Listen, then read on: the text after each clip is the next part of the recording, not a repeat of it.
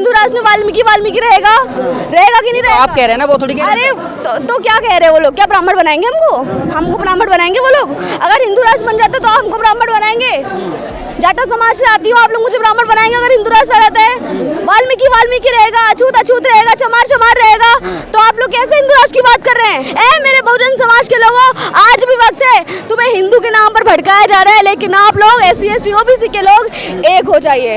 आज भी वक्त है, आप लोग एक साथ हो जाइए और संघर्ष करिए। क्यों डरते हैं ये लोग संविधान से? संविधान से आके डरते क्यों हैं? इन लोगों को संविधान से परेशानी क्या है जो लोग संविधान को बदलना चाहते हैं?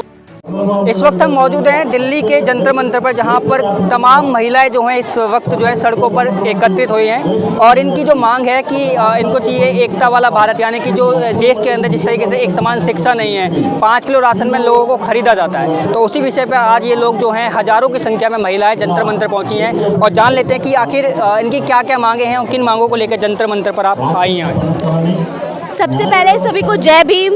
मैं नैन्सी अंबेडकर आज दिल्ली जंतर मंतर पर उपस्थित हूँ अपनी कुछ मांगों को लेकर। यहाँ हमारे साथ हजारों की संख्या में महिलाएं उपस्थित हैं। इनकी जो मांग है, हमें 5 किलो राशन नहीं, हमें लंबे लंबे भाषण नहीं, हमें 5 एकड़ जमीन चाहिए। हम इन मांगों के साथ यहाँ पर आए। हमें एक जैसी शिक्षा चाहिए, 1 नेशन 1 एजुकेशन की मांग करने के लिए हम लोग आए हैं। गरीब के बच्चे को जो है हिंदी मीडियम में पढ़ाया जाता है, उसके लिए अलग शिक्षा होती है, और जो अमीर का बच्चा होता है, जिसके पास पैसा होता है, उसके लिए इंग्लिश मीडियम होता है, उसके लिए अलग स्कूल होता है। तो हमें शिक्षा में भेदभाव नहीं चाहिए, हमें एक समान शिक्षा चाहिए। हम शिक्षा की मांग करने आए हैं कि हमें 1 नेशन 1 एजुकेशन चाहिए। तो शिक्षा की बात कर रहे हैं आप लोग बोलते हैं रिजर्वेशन आपको दे रखा है, मतलब एक समान शिक्षा हैगी, और दूसरा आप लोग तख्तियाँ लेके आए नफरत मुक्त भारत। तो ऐसा क्यों महसूस होता है कि आप लोगों से नफरत की जाती है? मतलब ऐसा आप लोगों को क्यों हो रहा है महसूस? नफरत जो है हमसे नहीं की जाती। नफरत जो है आपस में इतना नफरत फैला रखा है, कहीं धर्म के नाम पर, कहीं किसी चीज़ के नाम पर, आरक्षण के नाम पे कितना नफरत करते हैं ये लोग, संविधान से नफरत करते हैं ये लोग, आरक्षण से नफरत करते हैं। नफरत ही तो है। हमें नफरत मुक्त भारत चाहिए, इसीलिए हम यहाँ पर बैनर लेके आए। हमें नफरत मुक्त भारत चाहिए। कौन संविधान से नफरत कौन करता? देश का संविधान है, वो तो सारे लोग संविधान के अंतर्गत। अभी किसने भाषण दिया था? किसने भाषण दिया था कि हमने संविधान बदलना चाहिए, नया संविधान आना चाहिए?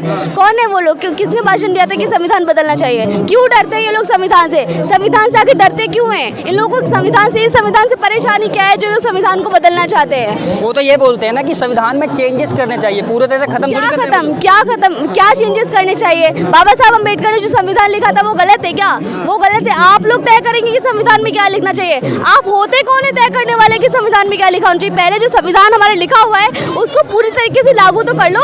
आप लोग पता नहीं कौन कौन से कानून लेकर आ जाते हैं जो हमेशा संविधान विरोधी होते हैं। किसान को ले लो, किसान ही आंदोलन करने बैठा था 3 काले कानून के विरोध में। पहलवान भी यहाँ पर आए, लेकिन पहलवानों को न्याय मिला? नहीं मिला ना। इस देश में किसको न्याय मिल रहा है?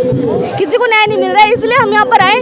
हमें भाषण नहीं चाहिए। हम लोग जो है मेहनत करके यहाँ मेहनत करके खाते हैं, मेहनत वर्ग के लोग हैं, हम लोग मेहनत करते हैं। हमें 5 किलो राशन नहीं, हमें 5 एकड़ जमीन चाहिए। हमें अच्छे सरकारी स्कूल चाहिए, हमें अच्छी सुविधा चाहिए। आरक्षण के बावजूद भी जो है हमें अच्छी सुविधा चाहिए। सरकारी स्कूलों की हालत कैसी है? एक जो गरीब का बच्चा होता है, उसके पास पैसा नहीं होता पढ़ाने के लिए बच्चों को।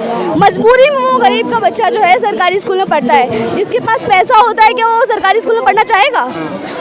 जिसके पास पैसा है। जिसके पास पैसा है वो प्राइवेट स्कूल में पढ़ता है, और जिसके पास पैसा नहीं है वो सरकारी स्कूल में पढ़ता है। आप जिस दिल्ली में रहती हैं उस दिल्ली के सरकारी स्कूल जो है चमक रहे हैं अभी? सरकारी स्कूल चमक रहे होंगे। मैं पूरे देश की बात यहाँ पर रखने आई हूँ। उत्तर प्रदेश की हालत को ले लीजिए। उत्तर प्रदेश में सरकारी स्कूलों में जाएंगे आप, छतें टपकती रहती हैं। वो बच्चे कैसे पढ़ते होंगे? वो सरकारी स्कूलों में बच्चों से जाके पूछो ना, बेटा आज क्या पढ़ाया गया, तो वो ही नहीं बताते कि हमें क्या पढ़ाया गया। वो ये बोलते हैं कि आज हमको ये खाना मिला है। हमें खाना नहीं चाहिए, हमें अच्छी शिक्षा चाहिए, हमें एजुकेशन अच्छी चाहिए। जैसे अंबानी के बेटे को शिक्षा मिलती है, जैसे कि गृह मंत्री के बेटे को शिक्षा मिलती है, जैसे कलेक्टर के बेटे को शिक्षा मिलती है, वैसी शिक्षा गरीब को मिलना चाहिए। जब कॉम्पिटिटिव एग्जाम हमारे एक जैसे होते हैं तो शिक्षा एक जैसे क्यों नहीं है? एक हिंदी मीडियम पढ़ने वाला व्यक्ति, एक सरकारी स्कूल में पढ़ने वाला, एक अलग माहौल में पढ़ने वाला जो है वो वही कॉम्पिटिटिव एग्जाम देता है जो एक अमीर का बच्चा पढ़ता है, जो अच्छे माहौल से पढ़कर आता है। हमारे पास ना अच्छा माहौल है, ना हमको अच्छी शिक्षा मिल रही है। सरकारी स्कूलों की हालत देख लीजिए, वहाँ तो टीचर ही नहीं आते। वहाँ पर सरकारी स्कूल में मजबूरी में पढ़ा जाता है। गरीब के बच्चे सरकारी स्कूल में पढ़ते हैं, किसान के बच्चे सरकारी स्कूल में पढ़ते हैं। तो हमें 1 नेशन वन एजुकेशन की मांग यहाँ पर करनी है। हमें एक जैसी शिक्षा चाहिए, जैसी शिक्षा जो है अमीरों को मिलती है वैसी शिक्षा हर गरीब को मिलनी चाहिए।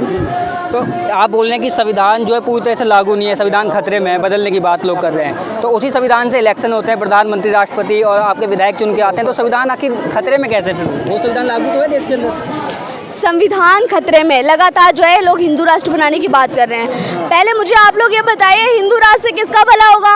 किसका भला होगा हिंदू राष्ट्र से? वाल्मीकि रहेगा, अछूत रहेगा, शूद्र रहेगा। किसका भला होगा हिंदू राष्ट्र से? क्यों हिंदू राष्ट्र चाहते हैं लोग? हिंदू राष्ट्र की आड़ में आप लोगों को भड़का रहे हैं लोग, हिंदू राष्ट्र की आड़ में आप लोगों का समर्थन ले रहे हैं, क्योंकि आप लोग बहुसंख्यक हैं, आप लोगों का वोट लेना चाहते हैं लोग, इसलिए आपको हिंदू के नाम पर भड़काया जा रहा है। ए मेरे बहुजन समाज के लोगों, आज भी वक्त है, तुम्हें हिंदू के नाम पर भड़काया जा रहा है, लेकिन आप लोग SC ST OBC के लोग एक हो जाइए।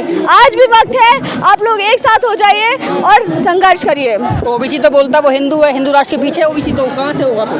OBC हिंदू नहीं है, उसे हिंदू बनाया गया है, जबरदस्ती हिंदू बनाया गया है। OBC जो है बहुजन समाज में ही आता है, OBC वर्ग कोई अलग वर्ग नहीं है, OBC हमारे ही लोग हैं, हमारे लोग भटके हुए हैं, लेकिन वो लोग हमारे साथ आते हैं। हिंदू राष्ट्र में जातियों को खत्म कर दिया जाएगा, अच्छी बात तो है। अच्छा, हिंदू राष्ट्र, मैं वही तो सवाल पूछ रही हूँ, हिंदू राष्ट्र में वाल्मीकि रहेगा कि नहीं रहेगा? वो नहीं कह रहे सर। नहीं, हिंदू, आपने जाति की बात की, बताइए हिंदू राष्ट्र में वाल्मीकि रहेगा कि नहीं रहेगा? आप कह रहे हैं ना, वो थोड़ी कह रहे हैं। अरे तो क्या कह रहे हैं वो लोग? क्या ब्राह्मण बनाएंगे हमको ब्राह्मण बनाएंगे वो लोग? अगर हिंदू राष्ट्र बन जाते तो हमको ब्राह्मण बनाएंगे? जाटो समाज से आती हो, आप लोग मुझे ब्राह्मण बनाएंगे अगर हिंदू राष्ट्र रहता है? वाल्मीकि रहेगा, अछूत रहेगा, चमार रहेगा, तो आप लोग कैसे हिंदू राष्ट्र की बात कर रहे हैं?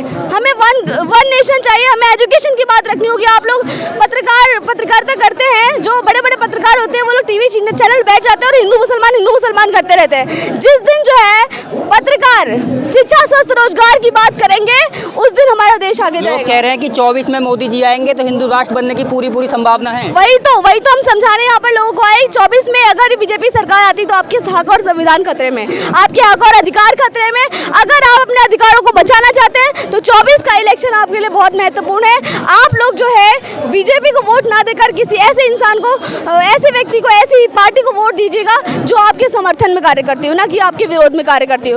कैसे हटाएंगे कैसे मोदी जी को? इतना मतलब पावरफुल है मोदी जी, विदेशों में डंका बज रहा है। गरीबों की बस्तियों को छुपाकर वो पावरफुल बनते हैं।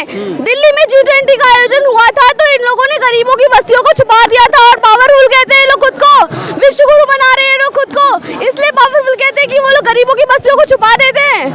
कैसे बना रहे हैं लोग विश्व गुरु भारत को? मणिपुर में जो है बेटियों को जो है नंगा घुमाया गया, ऐसे विश्व गुरु बना रहे हैं लोग भारत को। कौन सा विश्व गुरु भारत है ये बताइए? उसके लिए तो दुख जताया था मोदी जी ने। मणिपुर में जो हिंसा घटी, अदर राजस्थान हो गया, वहाँ पर दुख जताया मोदी जी। और क्या करेंगे? राजस्थान की बात क्यों कर रहे हैं? पहले मणिपुर में बात कीजिए। मणिपुर में प्रधानमंत्री को क्यों नहीं गए? मणिपुर में प्रधानमंत्री की जिम्मेदारी होता है। अरे वोट, संविधान से एक प्रधानमंत्री बनता है और संविधान ये कहता है कि जो हमारे देश का प्रधानमंत्री है उसकी जिम्मेदारी है कि इस देश में जितने भी लोग हैं उनको अच्छी शिक्षा व्यवस्था कराए, अच्छी रोजगार दे। लेकिन बेरोजगारी हमारे देश में इतनी है, हमारा युवा सड़कों पे भीख मांगता फिरता रहता है, हमें रोजगार दे दो, हमें रोजगार दे दो, हमें रोजगार दे दो। अरे हमको कहाँ रोजगार मिल रहा है? ना हमें शिक्षा मिल रही, ना हमें रोजगार मिल रहा। आखिर जा कहाँ रहे? सब चीज तो लोगों ने प्राइवेट कर दिया और जो है सरकारी पैसा जा कहाँ रहा है जब शिक्षा पे खत्म नहीं हो रहा। उत्तर प्रदेश की हालत, दिल्ली की सरकारी स्कूलों की हालत कैसी है? हमें वन नेशन वन एजुकेशन चाहिए। इस उम्र में आपको मतलब सरकार के खिलाफ बोलना किसने सिखा दिया? मतलब आप इस उम्र में, कॉलेज की उम्र आपकी होगी लगा 18-19 साल की, सरकार के खिलाफ खुलकर बोल रही हैं आप, किसने आपको ये शिक्षा दिया? जिसका ज़मीर जिंदा होता है, जो लोग जिंदा होते हैं और अपने हक अधिकारों को खत्म होते देखते हैं और जो लोग खत्म कर रहे होते हैं उनके विरोध में उन्हें बोलना चाहिए। मरे हुए लोग नहीं आते बोलने के लिए, मरे हुए लोग आवाज़ उठाने नहीं आते, जो जिंदा होते हैं वही आवाज़ उठाने के लिए आते हैं।